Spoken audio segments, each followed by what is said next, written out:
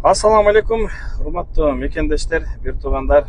Мен азыркы учурда Кыргызстанда, Бишкекте 3 ай мурун ошо биздин фонд аркылуу келип пересадка печень болуп кеткен өзүнүн бир тууган эжесине донор болгон мына жигиттин абалы азыр өзүнөн сурайбыз. Ассаламу алейкум. Салам алейкумдар. Жакшылык кандай, ден соолук жакшыбы? Жакшы, Кудайга шүгүр. Сон. Ошол жигитибиз донор болгон, эжесинин өмүрүнө өмүр улаган жигит. Жакшылык, могу донор болгон бойдон бир-эки ооз сөз сүйлөп кетсең, донор болгондон кийин кандай болду? Азыркы учурда абалың кандай?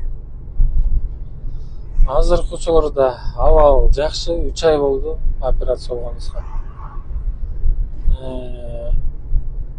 Бияка келген Кыргызстанга ровно операция болгондо 1 ай болгондон кийин келгенбиз. Келгенде эле машина айдадым. Жумушка чыктым.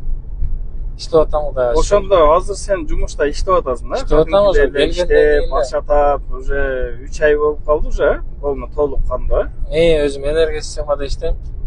Ошо Индиядан келгенде бир жумадан уже сменге чыккам. Машалла. Ошол бойдон иштеп атам. Мындай оору эмелер жок, мындай тамак аш кандай болуп атат? Подряд эле жеп атасың, мисалы өт жок дедим сенде. Тамак ашты подряд эле жеп атам. Аш болуп кадимки эле жакшынакай мурдагыдай эле. Ооба.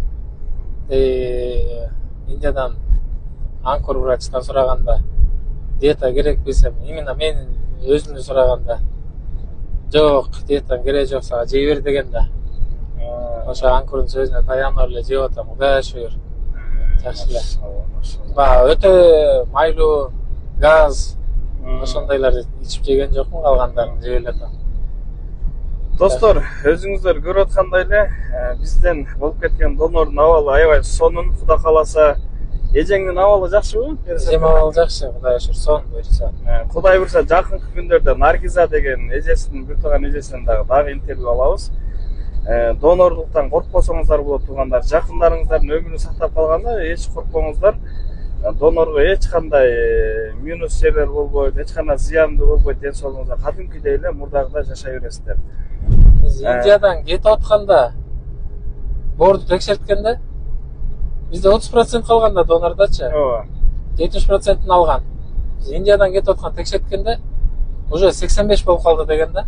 85% болуп калды. Уже Кудай буюрса 100 болуп калды да. Азыр эми примерно 100 болуп калды деп. Эртең бүрсүгүндө Кудай буюрса немеге бар, текшерилип жактанчы Кыргызстандан. УЗИге барам. Достор, ушул видеону максимально бөлүшүп коюңуз.